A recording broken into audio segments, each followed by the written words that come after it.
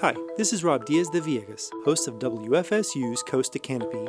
The following is a bonus episode, an extended segment from our radio show speaking of the topic, one of my favorite critters, the eastern indigo snake. Hi, I'm Gina Jordan, a host here at WFSU Public Media. Today we are speaking of the eastern indigo snake. This non-venomous species is listed as threatened under the Endangered Species Act, and it's making a comeback thanks to efforts by folks at the Nature Conservancy in Florida. Here's audio of then North Florida Program Manager David Prentice in 2020 finding an indigo snake near a gopher tortoise burrow where these snakes spend the winter. All right, here's something interesting.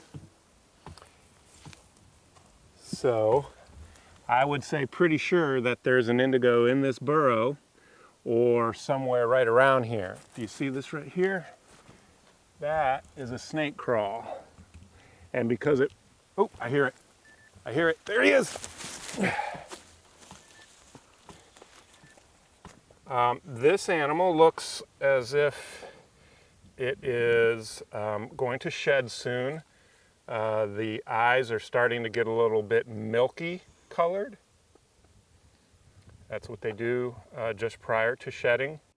That audio was gathered by Rob Diaz de Villegas of WFSU's Ecology blog, and he joins me now along with Catherine Ricketts, Preserve Manager with the Nature Conservancy's Apalachicola Bluffs and Ravines Preserve. Hello. Hi. Hi, Gina. Welcome. Catherine, tell us about these snake releases that you all have been undertaking for close to a decade now. That's right. The first snake release was conducted in 2017, and that was after a number of years of planning and coordination and evaluation by federal and state partners with the hope of reintroducing this species back onto the landscape from which it had been extirpated from North Florida essentially since the early 1980s. So we first released snakes in 2017 and have done so annually since then. And you feel like your efforts have been working, right? That's correct. This is an untested process for this particular species, but reintroductions of other endangered animals have occurred across the nation and over the years. So there is a foundation for this type of process, but you never know when you embark on an adventure like this how it's going to turn out. But we've had a lot of resources monitoring our efforts since 2017, and so far we feel like it's moving in the right direction. Great. And so the 9th release is coming up. And Rob, you've been witness to some of these. What can you tell us about how this works when you are observing this? Right. So everyone gathers together at the headquarters and they split off into 3 or 4 teams, I guess, depending on how they want to break people up. And everyone goes to marked gopher tortoise burrows. So I guess the idea is to sort of imprint them upon sort of where these potential winter shelter areas are for them. You know, you have this pillowcase with a snake in it. It's kind of cool because they're really, thin material so they can breathe in there. And you can see their scales. They have these really large scales, large smooth scales, and you can see the texture of them moving along on the pillowcases when you get them. And then you open it up, take it out, read the number out, they catalog it. And most of them will slither right into the hole when you lay them down. Some don't. This is kind of fun to watch. Because you hold this snake, they're really docile, really smooth, really kind of cool to hold, which is kind of fun to think about. This is an animal that will eat an eastern diamondback rattlesnake, and you're holding it, and it's just the calmest, docile snake. And then you put it, and it goes into the gopher tortoise burrow, and you don't see it again until they survey it later on, I guess. Mm-hmm. Yeah. Catherine, tell us what these snakes look like.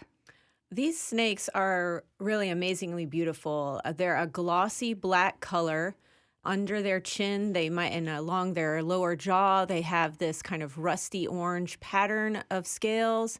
Their belly is kind of a light blue-gray, but that light blue-gray really lets this iridescent indigo color shine. You can see it on their backs as well, but it's just a beautiful glossy black snake with this iridescent indigo kind of overtone to it. Mm-hmm. It's just, and they have a dark black eye, and it's a striking animal. And this species is native to the southeastern U.S. That's correct. And it's also very long. It's like the longest native That's snake right. species in the country. Yeah. Yeah, as far as a native animal, the native snake, it's the longest in North America. They can get up to 8 feet long. And even this past year, we have recaptured an individual that was released 4 or 5 years ago, and this male is already almost 6 feet long. Wow. Where are we most likely to see an indigo snake? So, although in North Florida they are more uncommon, with only the Apalachicola Bluffs and Ravines Preserve being the known location for these animals because they were reintroduced, they're also in South Alabama, in Georgia, and in peninsular Florida. They're a reptile, so they're warm-blooded. You're going to find them in places when it's cooler that are sunny. If it's in the summertime, when it's warmer, they're more likely to be found kind of slithering around swamps or wet areas where there's lots of prey items. Anywhere you can find a snake, if it's a place that indigos can be, they'll be out. So, and you said they might be in swamps in the summer, but like where you are specifically, Yes. I mean, you have a really cool geographic feature where they might be found. Talk about steephead ravines. Sure. So the main reason that Apalachicola Bluffs and Ravines became a preserve owned by the Nature Conservancy was to conserve these unique ravine ecosystems, which are really kind of geologic refuges, geologic time scale refuges for plant species that were more commonly associated with the Appalachians. And so during times of ice age, when the climate was different, the coastline of Florida was different, these plant species were spread more across the whole region from the Appalachians to Florida. When the climate changed and became more like it is today, these ravines had formed because basically the sandhills on which ABRP is located today were barrier islands back when the coastline was different, pure sand. So when the rainfall hits it, the water percolates down instead of running over the hill. So it goes directly down like a giant water filter, and it hits the clay layer at the base of this 200-ish foot sandhill, and then seeps out towards the Apalachicola River. So it erodes the hill from the bottom and creates these steephead ravines with these streams that are clear, thermoregulated streams, kind of similar temperature every year. And that climate of the ravines has preserved these species of plants that normally would be today found only in the Appalachians, not in Florida. Mm-hmm. So the snakes utilize those in the summertime because they're filled with prey items. They're cooler than the blazing hot sandhills of Florida. So for us, yes, the snakes definitely use the ravines in the summer months. I'm trying to picture that. It sounds really cool. Is there any public access at the preserve? There is. We have a trail called the Garden of Eden Trail. It's located just to the north of Bristol, Florida. So that's about 45 minutes from Tallahassee or so to the west. And you can access that trail year-round.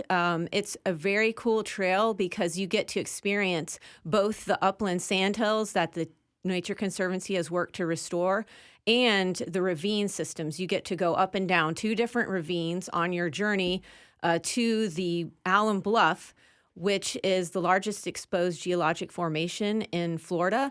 And it's basically a 135-foot overlook of the Apalachicola River. So it's a really cool hike. It's like the highest point above a Florida river you're going to get. And it's a view you're not going to see anywhere else in Florida. And it's more elevation, more kind of up and down hiking than any other trail in Florida, too. I mean, Torreya has some as well because it's the same region. Yes. It's a little bit of work to get there, but it's fun. I mean, when you get there, it's great. Yeah, it sounds beautiful. Just bring water if you're going in the summertime. Oh, yeah. Yes. So what caused these indigo snakes to become listed as threatened? Well, like many species that end up on the endangered species list, it was habitat loss.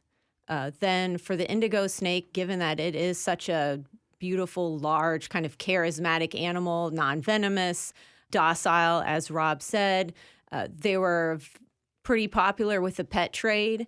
And then in particular, in this part of their range, North Florida, South Georgia, Alabama, that experienced the cold temperatures, unlike South Florida, the snakes using those gopher tortoise burrows as winter refuges kind of subjected them to the same issues that gopher tortoises faced with development and gassing of gopher tortoise burrows for businesses to build things. So they kind of became a bycatch issue of destruction of gopher tortoise burrows. And then because they are a large animal, they need a lot of territory. So they're mobile and move around. So roadkill was also another big factor. Yeah. So the Nature Conservancy is doing these releases of the eastern indigo snake every year. What does that look like? First of all, where do you get the snakes that you release? So they are captive bred.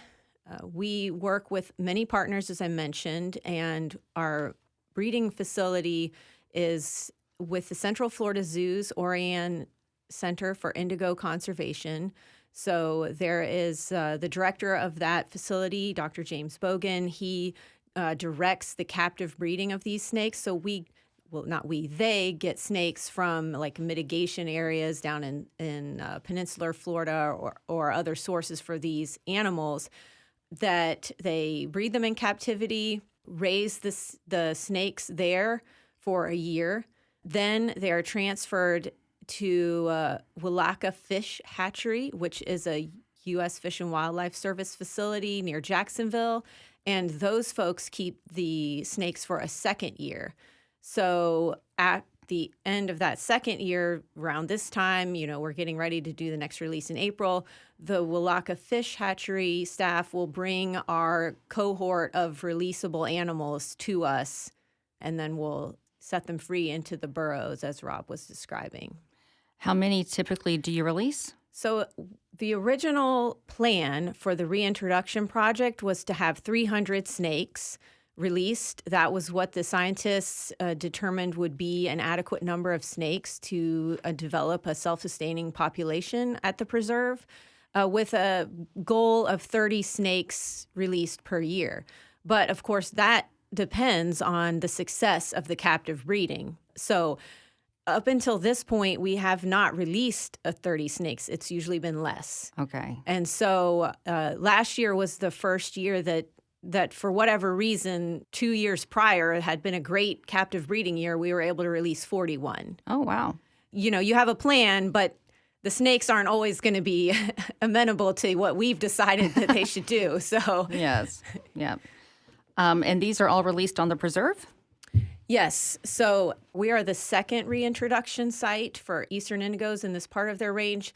The Conecuh National Forest in Alabama was the first one that started the program a couple years before we did.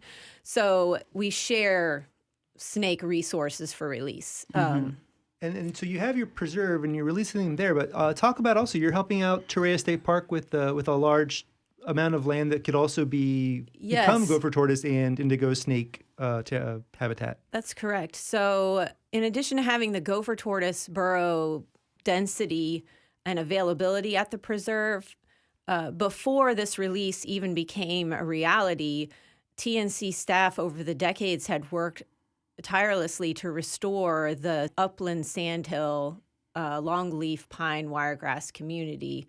And they took their methods that they developed to Torreya State Park, which is our neighbor to the north, and worked to restore that habitat too. And I believe we're upwards of helping them restore 4,000 acres of their park to this historic longleaf pine wiregrass community. And we've recently extended our survey efforts for the indigo snake into Torreya State Park and started documenting gopher tortoise burrows there in the hopes that, as we keep releasing more snakes, that, they will start using this habitat if they're not already. They already might be there. We just, it takes person power to get out there and look for them. Yeah. Why should we be concerned about the well-being of the indigo snakes? In conservation, when you're trying to work towards restoration and bringing back historic ecosystems that used to be on the landscape, you want all the components, right? It's not just about the longleaf pine or the wiregrass. I mean, those are critical, but you want to have the full complement of species present, and that brings back the ecosystem as close as possible to what it might have been. So when you talk about the indigo snake, it is the apex predator of that landscape.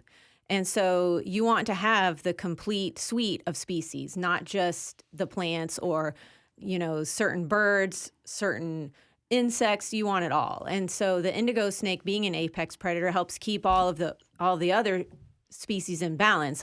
As Rob said, they do eat venomous snakes. So, if you want to make sure your venomous snake population is in balance, your other snake populations are in balance, bring back that apex predator that will help maintain that system the way it used to be.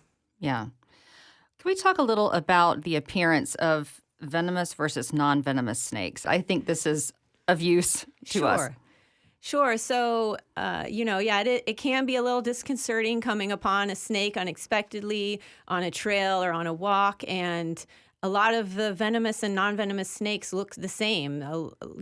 Water snakes are notoriously mistaken for cottonmouths because they have the same kind of brownish color. They're maybe not so patterned, not something so obvious that you can tell.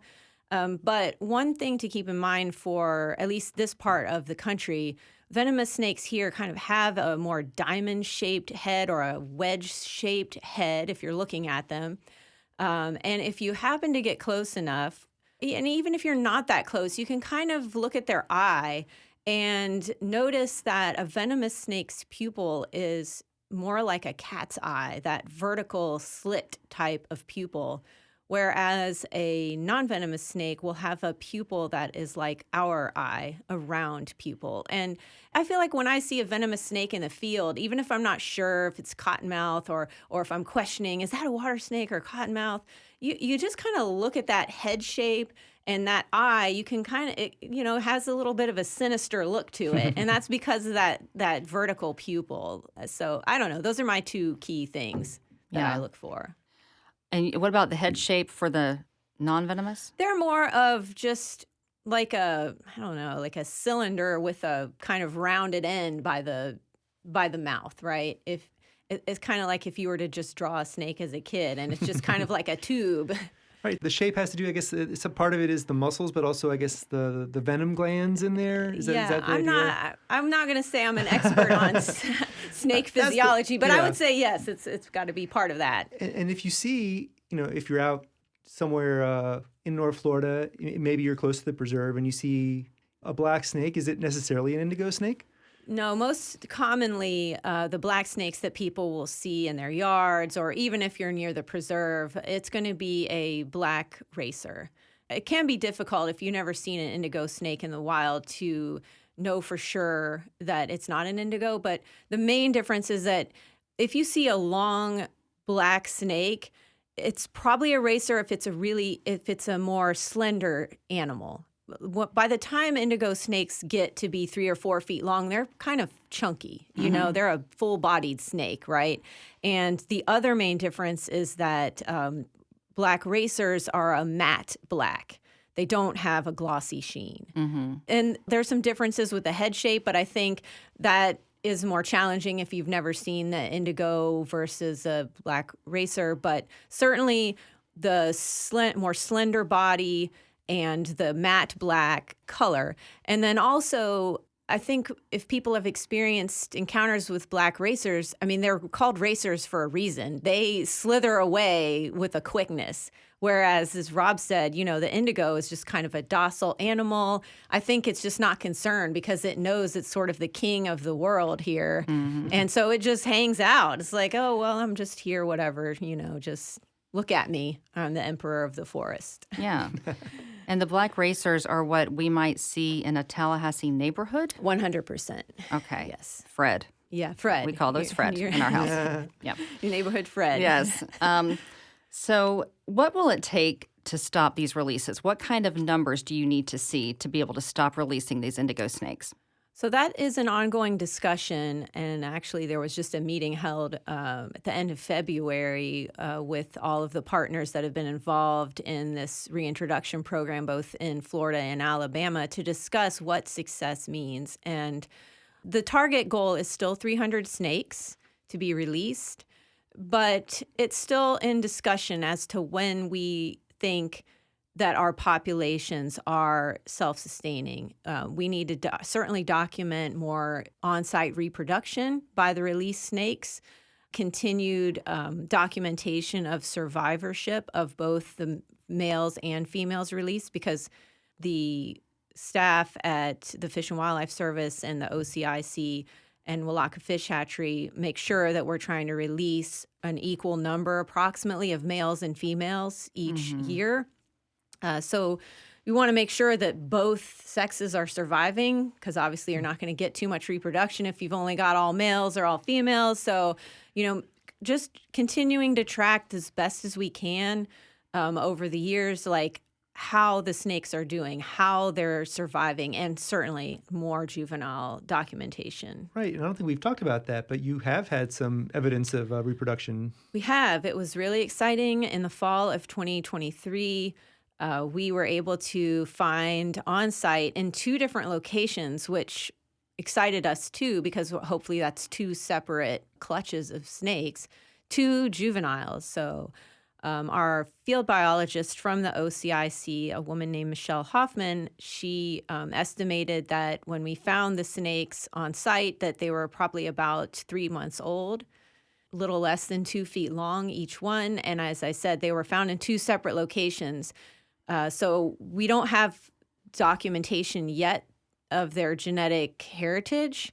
All the snakes that are released have been profiled genetically, but I don't think we have the results yet to whether or not we can determine the parentage of those 2 juveniles to conclusively say if they're from separate parents. Mm-hmm. But the fact that they were found about 2 miles apart gives us some hope that it might have been 2 separate, events, 2 separate nests. Would you take some kind of sample from them to figure this out?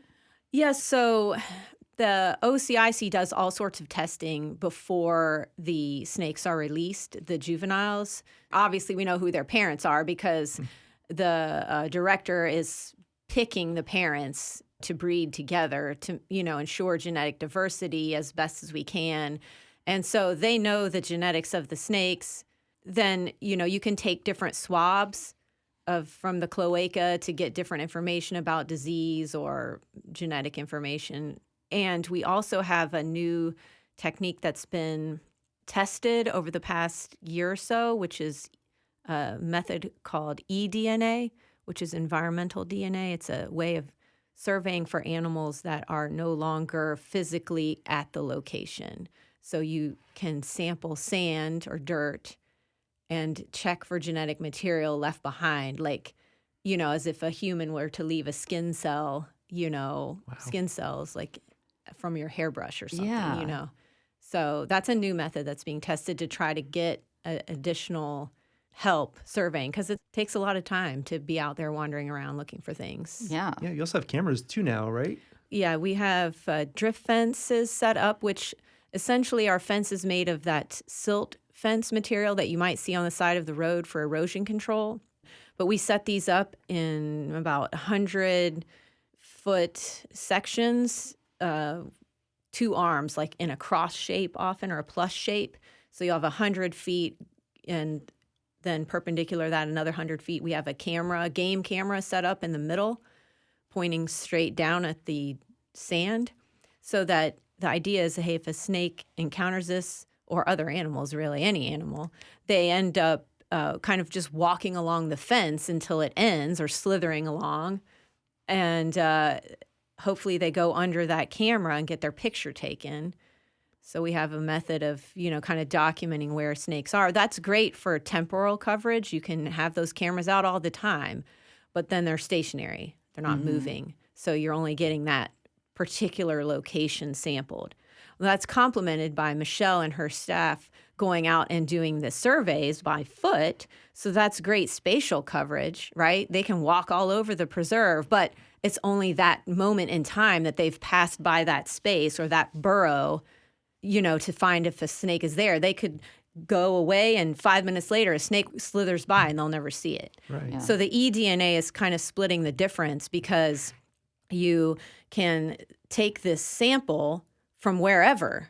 You go to a burrow and look at the mouth of the burrow, and you can sample some sand there and collect it and have it analyzed for eDNA. So you can do that wherever. And the fact that the animal's not there, but their DNA has been left behind, the experiment that they were working on over the past year was to try to figure out how long of a time can go by and that DNA still be detectable.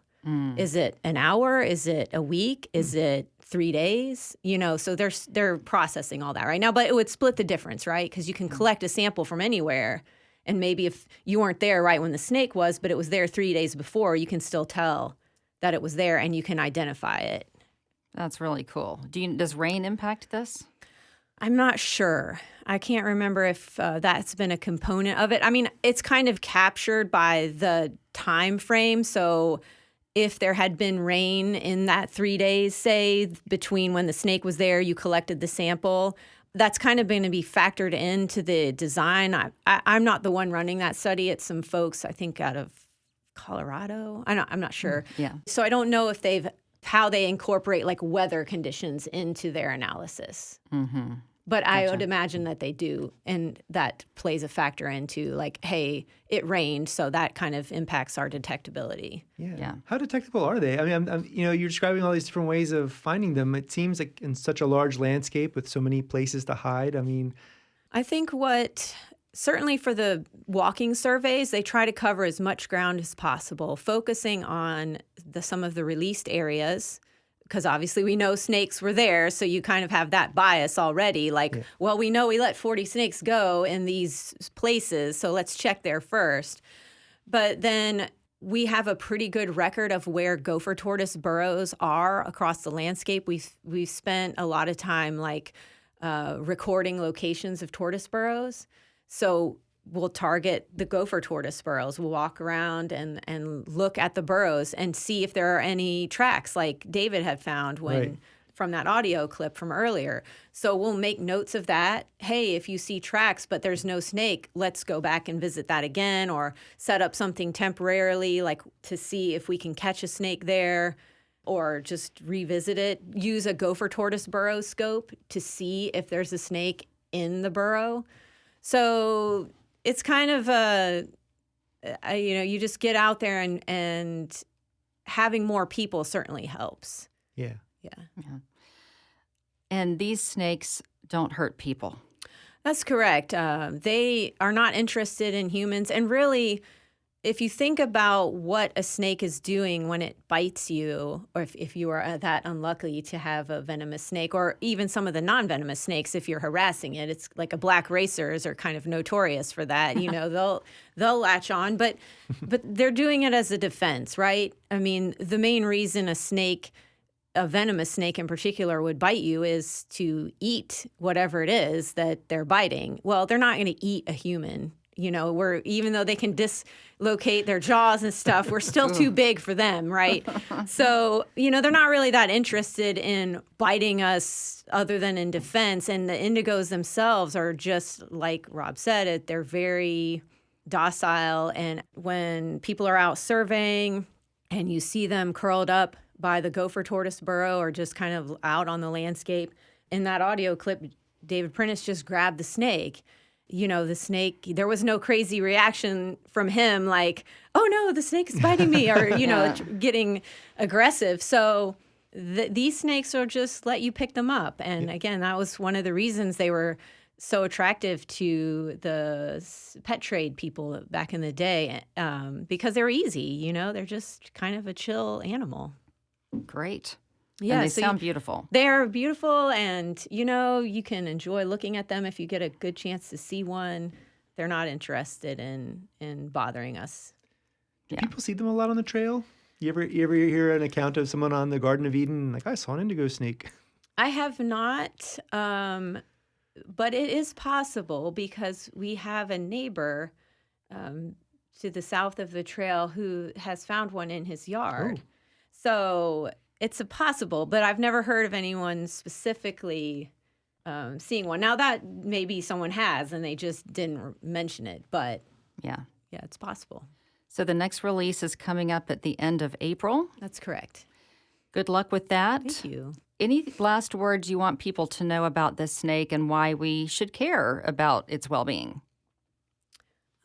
I think for anyone who appreciates the natural world and the natural environment, this is just one more thing that we can do to help out our natural communities in Florida. We are so lucky in this state to have really cool natural features, and whether it's the springs or the Everglades or the sandhills of North Florida and the Red Hills, near Tallahassee. It's all unique parts of our heritage in Florida, and the indigo snake is part of that. And so it belongs here just like we do. So it's cool to be able to be part of having that component back in North Florida. Yeah, and having an apex predator on the landscape, we don't think about this, but in North Florida, we used to have Florida panthers up here. We used to have red wolves that roamed freely, and they play a part in our ecosystems, even if humans have a fear of these animals. But, they provide a certain amount of balance between all the lower predators and the plant consumers and the plant species. So it's cool to have an apex predator out on the landscape. Yeah. Thank you so much, Preserve Manager Catherine Ricketts with the Nature Conservancy in Florida and Rob Diaz de Villegas of WFSU's Ecology blog. We appreciate your time. Thanks. Thanks. Thanks, Gina. If you want to see photos and videos of indigo snakes, I've got you covered. I've been covering them and the Apalachicola Bluffs and Ravines region for years. It's all at WFSU.org/ecologyblog.